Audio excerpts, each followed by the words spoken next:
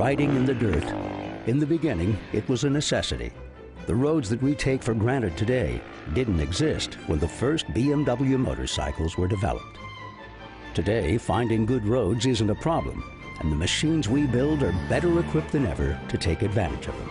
But some of our most loyal customers continue to ride in the dirt, and our best-selling motorcycle ever is a bike designed to be as capable off the road as it is on the road.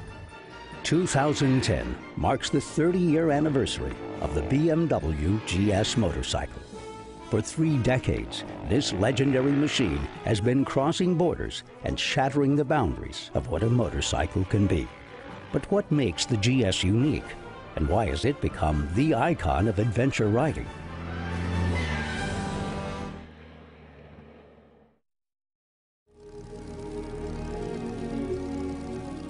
BMW engines were first tested by legendary fighter pilots like Baron Manfred von Richthofen, the infamous Red Baron, over the skies of Europe in the early 1900s. Renamed the Bavarian Motor Works on July 21, 1917, BMW's origins began with the Rapp Motor Works, an airplane engine company established in Munich.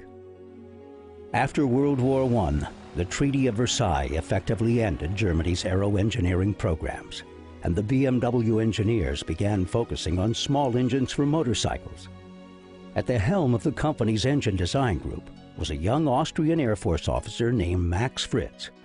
Originally responsible for aircraft engines like the BMW 3A, Fritz turned his attention to motorcycles.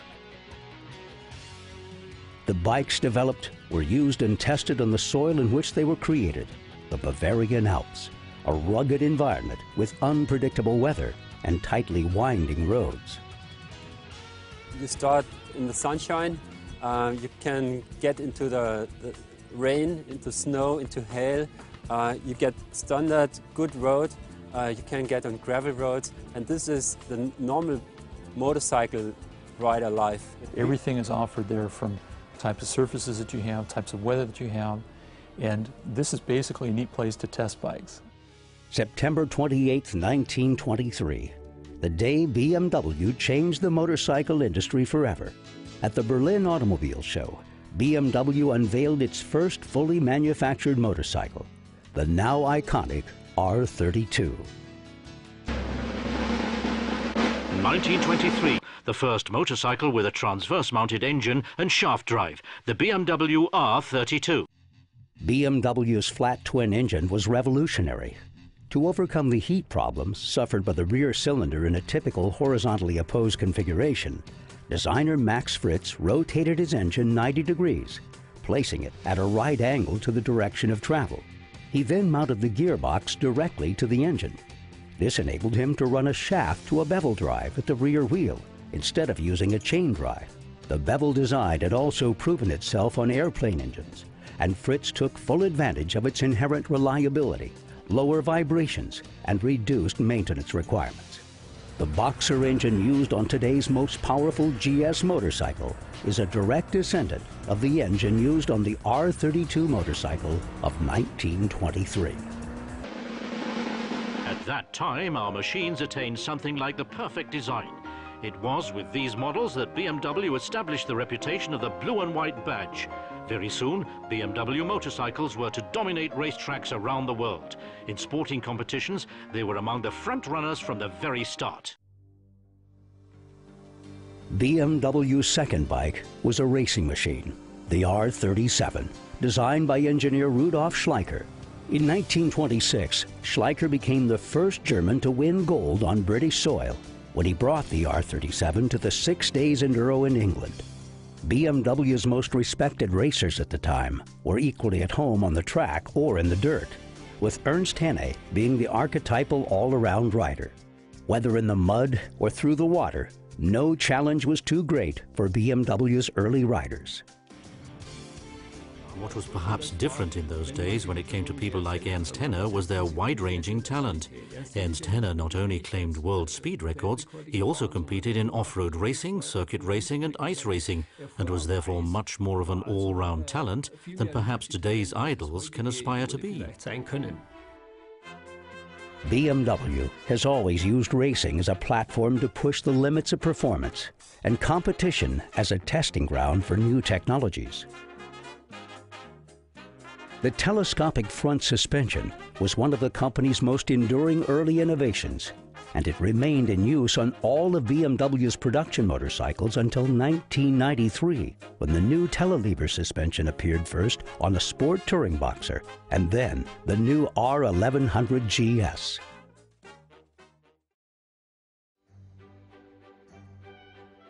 In the 1940s, BMW began making motorcycles for the German military. The R71 model was such a utilitarian workhorse that the United States government asked Harley-Davidson to build a model like the BMW, and the Russian motorcycle manufacturer Ural makes a similar model to this day. The ultimate sidecar machine was the R75, a 925-pound monster that featured 9 gears and could ride over almost any terrain while carrying 2 people and a machine gun. It was the King Tiger of the motorcycle battlefield. When Germany was invited back to the 6 Days Enduro in 1951, BMW continued to make improvements to their off-road motorcycles. This time, the bikes were increasingly different from the production models, with larger front wheels, raised exhaust systems, telescopic forks with gaiters, protective oil pan covers, and crash bars. Compared to the lighter 2-stroke machines of the day, the heavy BMW models were seen as relics from the past. In 1963, a new frame and suspension was unveiled, which resulted in a shorter wheelbase and improved ground clearance. The new bike won the German Off-Road Championship in 1964 and 1965. These technological developments led BMW by the end of the decade to release a new model range, the Slash 5, which marked the beginning of BMW's modern era.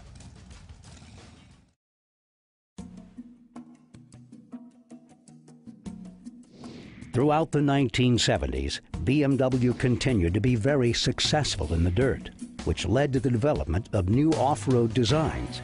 At the time, small single-cylinder 2-stroke Honda and Yamaha bikes were creating an enduro craze in the USA, but BMW envisioned a new machine with a 4-stroke engine and a suspension that was capable of riding over long distances without strain. And so the idea of the large, comfortable endurance bike was born. In 1978, the Italian company Laverda developed a prototype for BMW. It was known as the GS 800. The same year, BMW's test department built a prototype for cross-country motorsports events. It was created without formal BMW approval and featured a single-sided swing arm known as a monolever. The following year, a team of 6 BMW factory riders competed in several major off-road events. They were riding a GS 800 prototype with better suspension, a lighter frame, and an 800cc motor assembled from various BMW parts. The next year, BMW sent 2 factory teams to the major races and won several titles with the GS 800.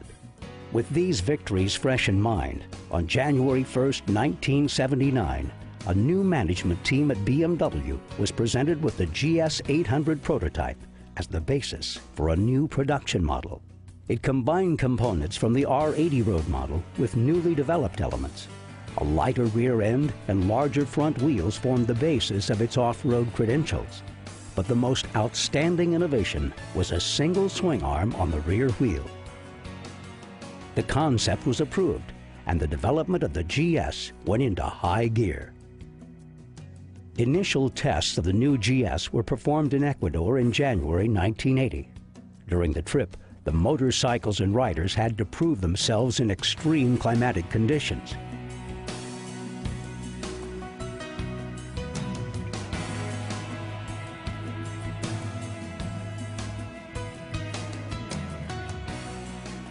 By that fall, just 21 months after the initial approval of the concept, BMW's first production Enduro was ready to be released to the public.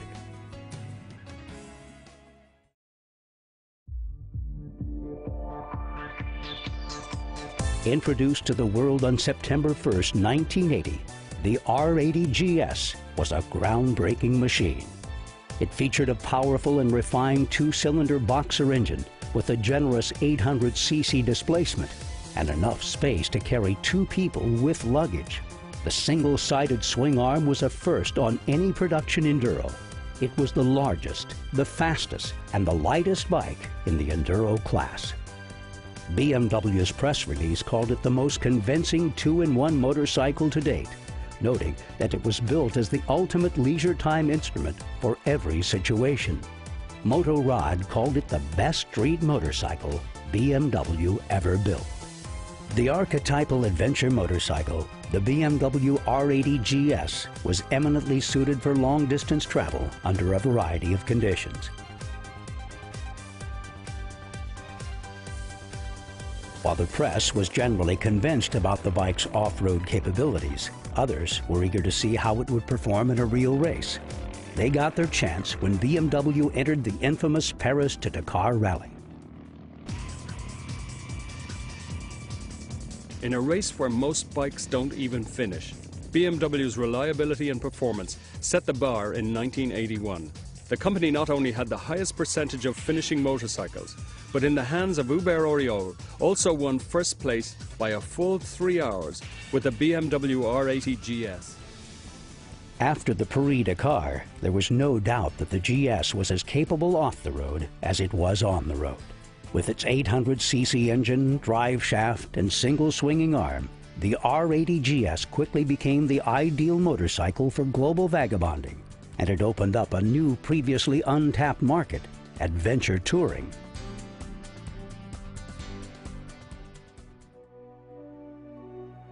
Motorcycle adventure touring were probably born with the motorcycles. You know, it's about exploring new territories, heading out in one direction and see where you come, and with a bike, the road doesn't need to be perfect. In 1982, Helge Petersen left his home in Norway and rode into the history books. His two-wheeled companion was an R80 GS named Olga. I think it first hit me that I was on a journey when I arrived in Africa. Now I know I had left the known behind me, and ahead of me it was just the unknown.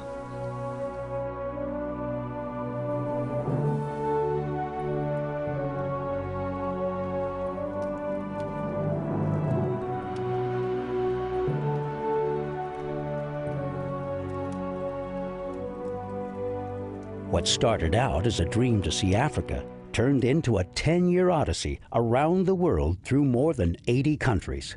Along the way, Helge Petersen became the first motorcyclist to ride the length of the Pan-American Highway through the infamous Darien Gap.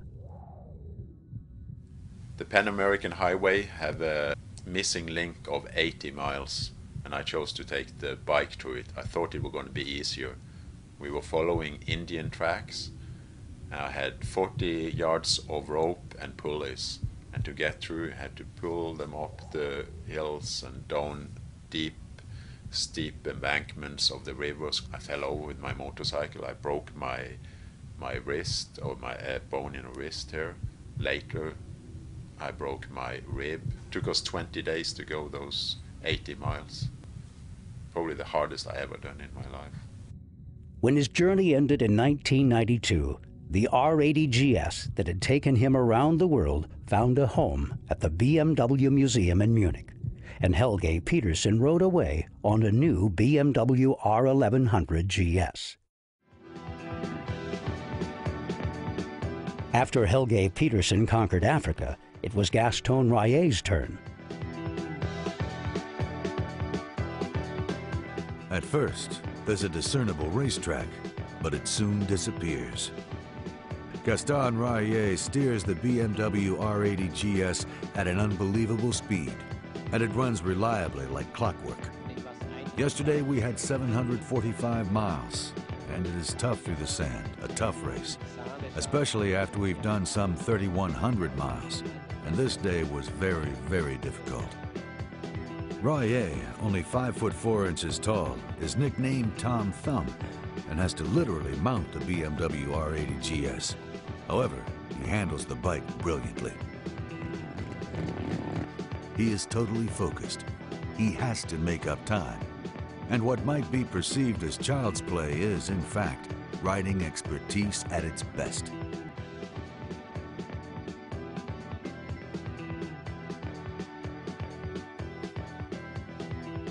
Alone and without teammates, but with an undeniable fighting spirit, Gaston Raillet lays down an unbelievable speed through the Tenere Desert, to the extent that many of his competitors cannot keep up. With a cheering of several thousands on the beach in Dakar and a lead of over 50 minutes, the king of the desert, Gaston Raillet, races towards the finish line. It was the second time that the 34-year-old Belgian Raillet won the Paris-Dakar Rally on a BMW.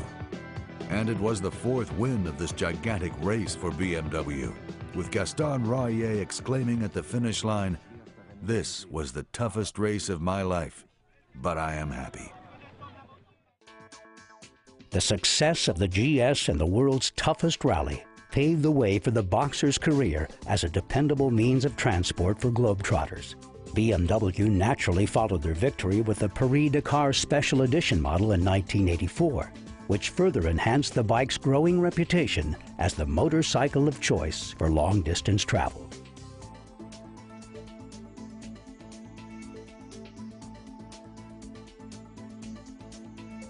By 1987, more than 24,000 GS motorcycles were produced, and the next generation of the BMW GS was on its way. Now written without a forward slash, the new GS featured a paralever rear swing arm in place of the monolever, a new front suspension, cross-spoke wheels, and frame improvements. A 980cc engine represented the top of the line in the R100 GS. The 1988 Paris-Dakar kit was designed for the long-distance traveler and featured better weather protection and adaptable luggage solutions. For the first time, a red tubular frame ran outside of the fairing, and an aluminum engine guard plate was bolted under the oil pan. It also featured cylinder guards, hand protectors, and a mud guard. It became Germany's best-selling motorcycle in 1988.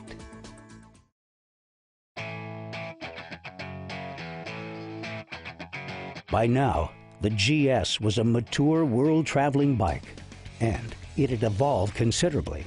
But the evolution wasn't about to stop. Throughout the 90s, BMW continued to evolve the GS motorcycle, releasing a redesigned 4-valve boxer with a telelever suspension in 1993, and a sportier and more aggressive 1150 by the end of the decade. The last of the 2-valve boxers rolled off the production line in December of 1996. In 1993, BMW returned a single-cylinder model to the market with the F650 Enduro. Although BMW had produced single-cylinder bikes before, this was the first BMW ever produced with a chain drive. Although it was initially perceived as a somewhat less capable version of the larger GS, all of that changed when the bike was used in the 1999 Paris to Dakar Challenge. The modified BMW 650RR won the race 2 years in a row. Not only that, but BMW swept first through fourth place in the 2000 race. Experience and knowledge gained at the Paris-Dakar Rally eventually led to the engineering concepts used on the F650 GS Dakar and the new R1200 GS. Although BMW had pulled out of competitive racing after their win at the Paris-Dakar, the world of adventure touring was booming. More and more riders were expanding their horizons and exploring ever-distant lands on their GS motorcycles. Motorcycle adventure touring have changed tremendously, and more people are doing it today. You go on the internet and Google motorcycle adventure GS riding, you get tons of web pages dedicated to it, people that's sending reports all the time. I can see the BMW bikes too, they've changed with that and gotten better and better all the time. BMW answered the demand by continuing to improve their GS motorcycles throughout the decade, releasing a completely updated version of the GS in 2004. In fact, the R1200 GS is the most successful motorcycle in BMW Motorrad's history, proving that the GS has indeed withstood the test of time.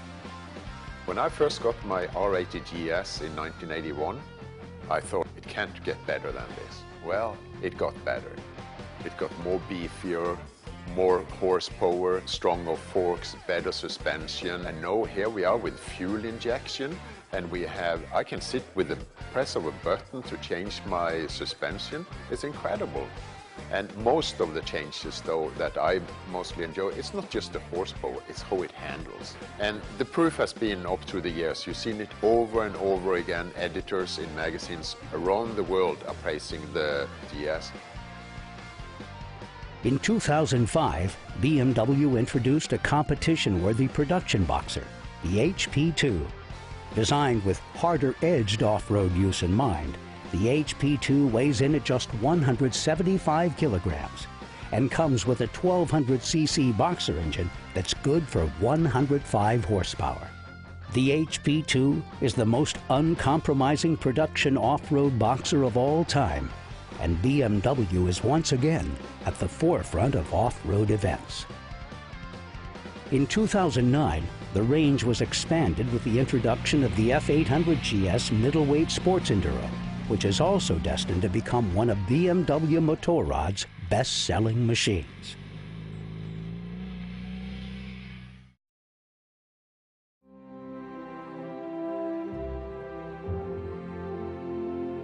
Riding in the dirt, it's been in our blood since the beginning. Almost 60 years of off-road experience went into the first GS motorcycle, and another 30 years of further development have brought us the GS motorcycles of today. When the R80 GS first came out in 1980, 30 years ago, I saw it and I thought it was the coolest ever.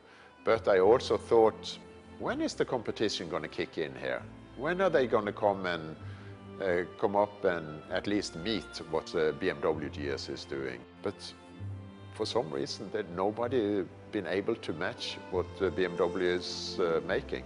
So it's going to be very curious to see how this is going to carry on into the future, and if we look back in 10, 15, 20 years, how that legacy is carrying on. People buy a GS motorcycle for lots of different reasons, but riders of BMW Motorrad's legendary Enduro all share a common desire to travel further off the beaten track and to experience more unusual and interesting places than ordinary riders.